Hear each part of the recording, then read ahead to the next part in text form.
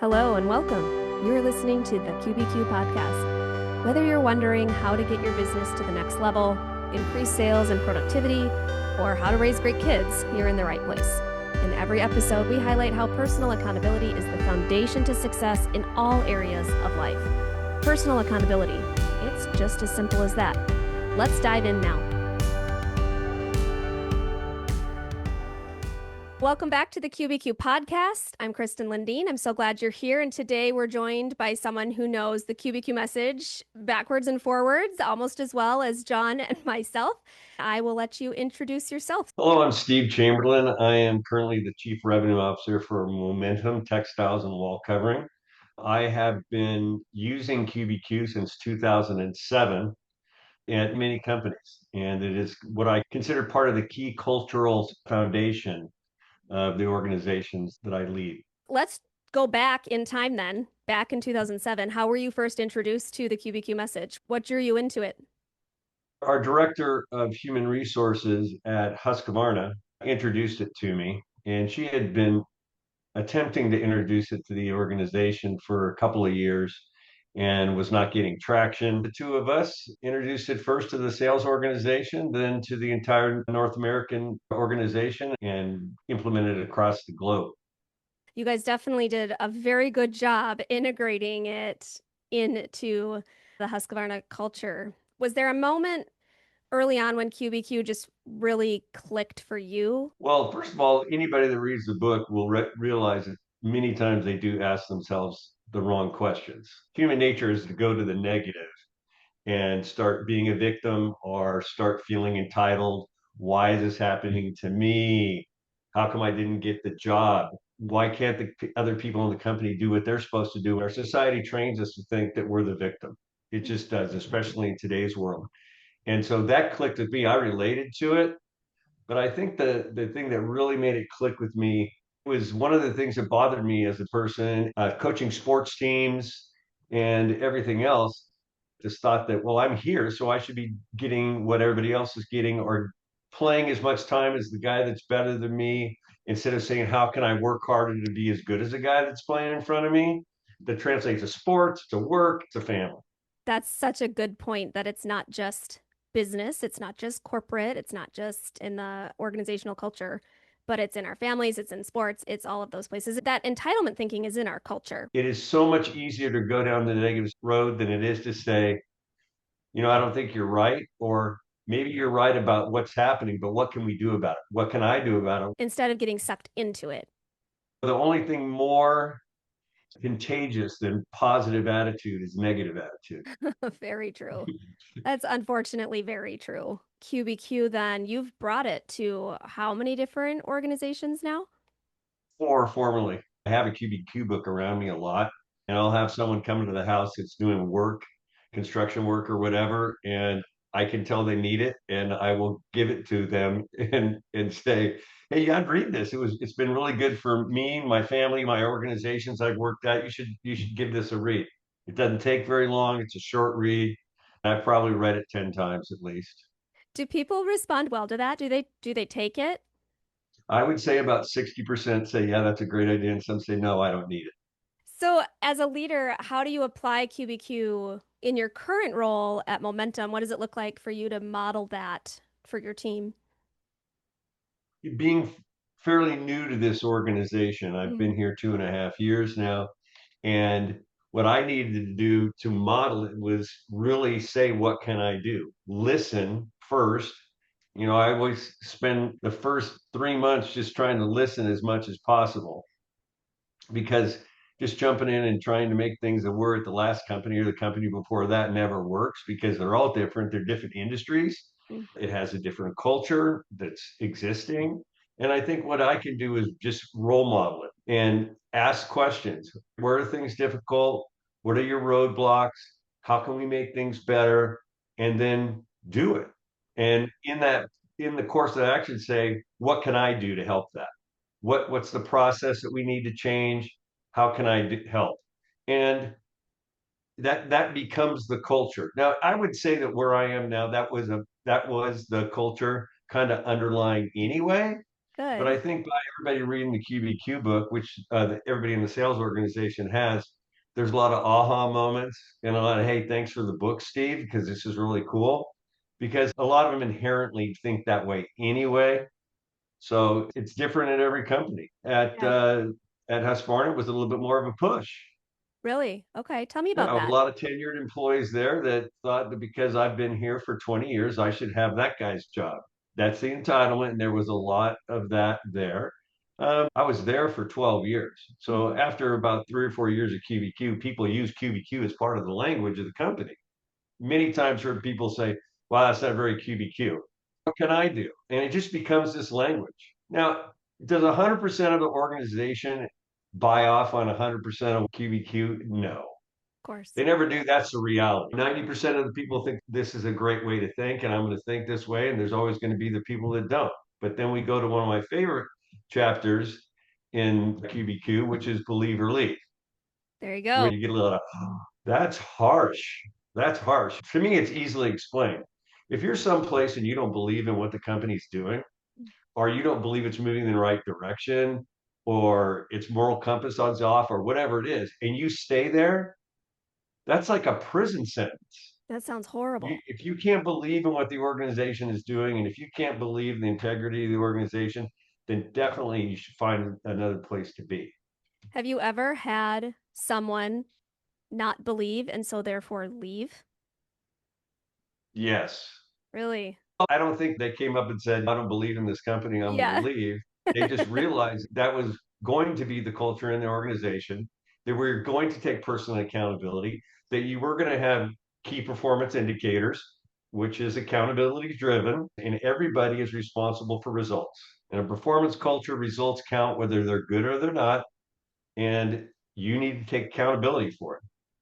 How have you coached people to separate personal accountability from exactly what you're talking about right now, holding people accountable for results and performance?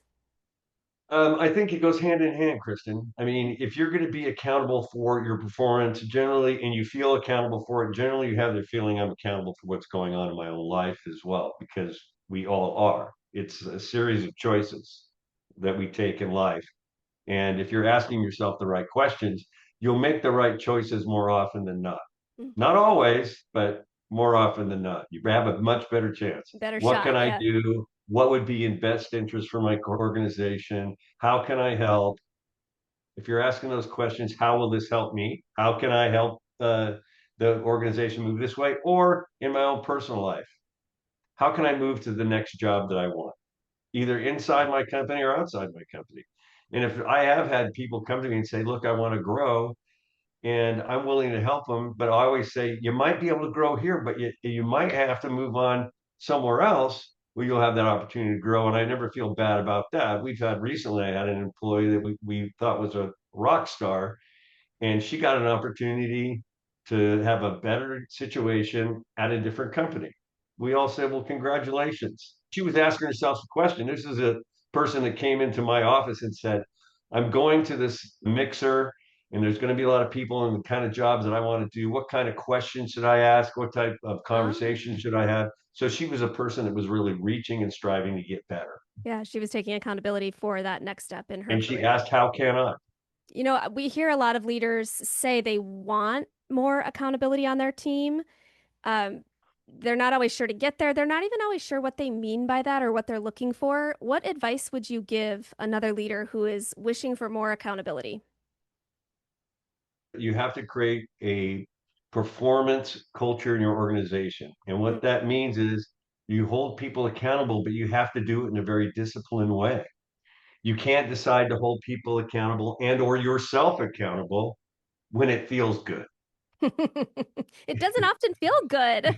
A lot of times it doesn't, but you can't just do it when it feels good. You have to do it as part of the discipline of your daily life and model it to your employees, but also set clear goals. One of the key things employees want to know is what does great look like in my job?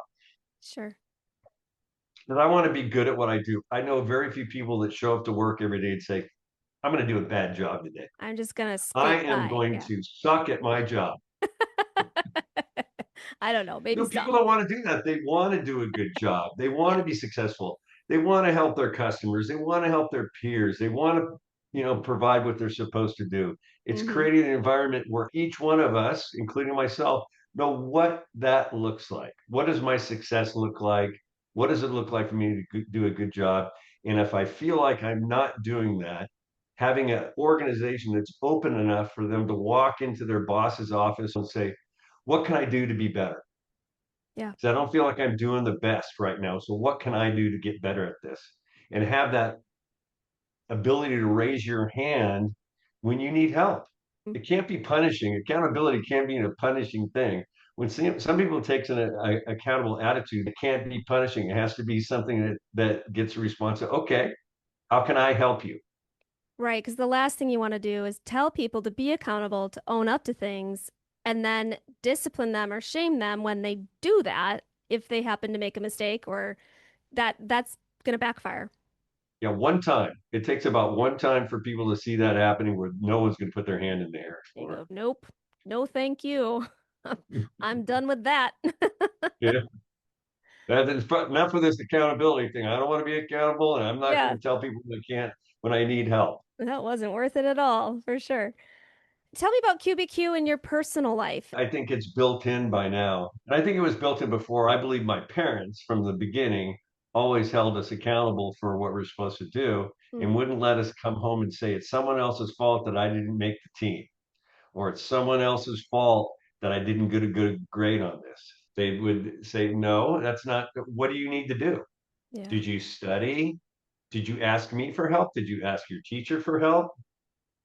I mean, I remember when I was a junior in high school taking Algebra 2, and I had the most outstanding teacher ever, Mrs. Kohick. Yeah. And I was having real trouble with this class, and I generally got very good grades, but I could not understand it. So I asked her, what can I do to better understand this? I'm trying, but it's just not sticking. And she said, what I can do is meet you at 7 o'clock in the morning. And she did that every morning for 2 semesters. Wow. That's So I huge. said, how can I get help? And she said, this is how I'm going to help you. So I think those are great lessons in accountability early in life. Yeah, that's great. And of course, you didn't know about QBQ then. And that just No, shows that, I didn't. yeah, That's that, why when I read QBQ, I was so excited. yeah, like now I have a framework for it. I have a language for the way I was already taught to live. That's what I hear from a lot of people as I do teaching across the country. People will say, oh, this is how my parents raised me, but now I can articulate it. I can share it with others. It's a three-step process to build a better question. Well, that's how it helps organizations too, because a lot of people talk about like lean manufacturing. One of the best things about lean manufacturing, it teaches the organization a language so they can talk about the process as something's going through a process. And QBQ does the same thing as you just said. It Ah, creates a language inside you so you can talk about it. And the bottom line is it makes life easier. It takes so much energy to find everybody else to blame. It takes a lot less energy to just say, yeah, that was me, that or was me. what can I do? Yeah. The energy to find, I'm looking for someone to blame for this because it can't be my fault, right? Yeah.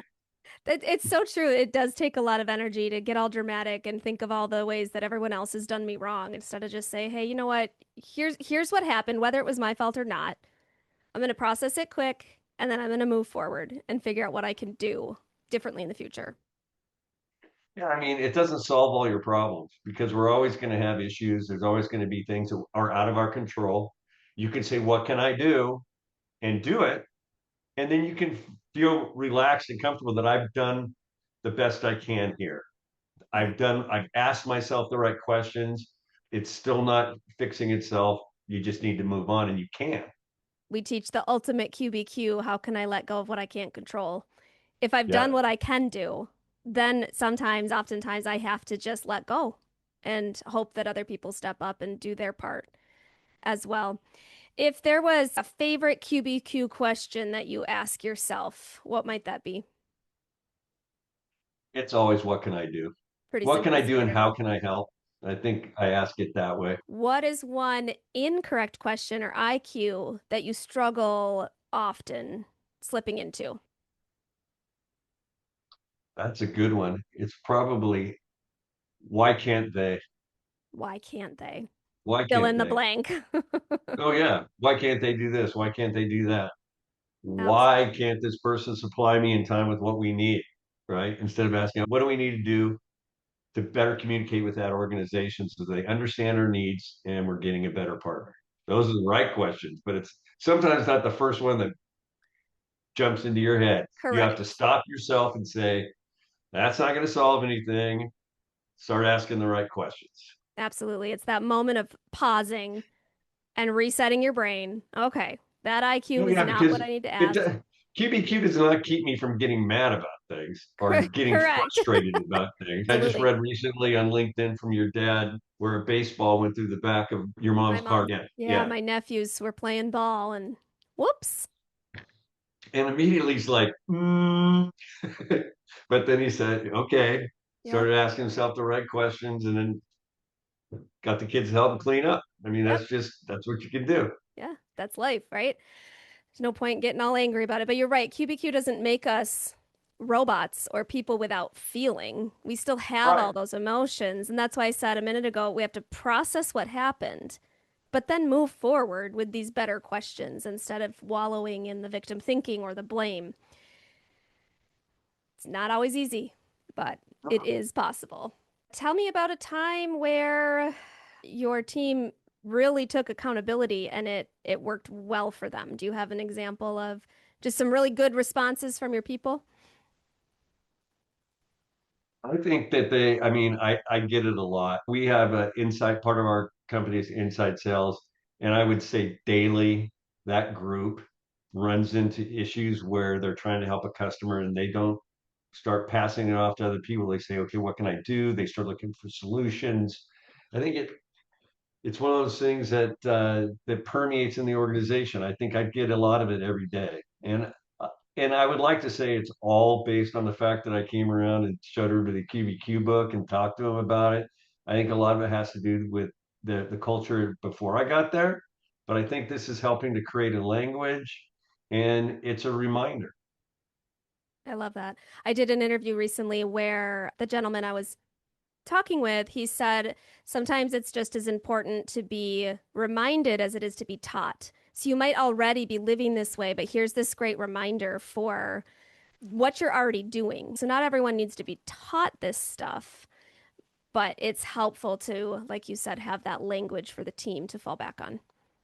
And that's why going to church on Sunday is a good idea. It's a reminder. You already know it, but you're getting reminded. Absolutely. Yes. It's that repetition. Repetition is the motor of learning, right? We say that Yes. in the book, we say that in our trainings. We can't learn anything if we don't repeat it. And if we think we can just learn something once and master it, not possible. Recently had regional sales meetings, and I was at each one of them, and we kept repeating repetitions the motor of learning. And it got to be the point where I would say, because, and I'd point to one of my managers and they'd say, repetition is the motor of learning. In the last one, they actually gave me an apron that said repetition on it over and over again on the front of the apron. I love it. So that's a good phrase. Is there anything else that you'd like to share about your experience with personal accountability and the QBQ? So your dad recognized the need for this 20 years ago, and we still have a need today. I think it's more visible because of social media and how quickly news gets out and everything. Everything's a lot more visible and immediate. I started to say in today's world, well, no, this is true like 100 years ago. Yep. Yep. It's a timeless So concept. it's timeless, and I think it's a big value.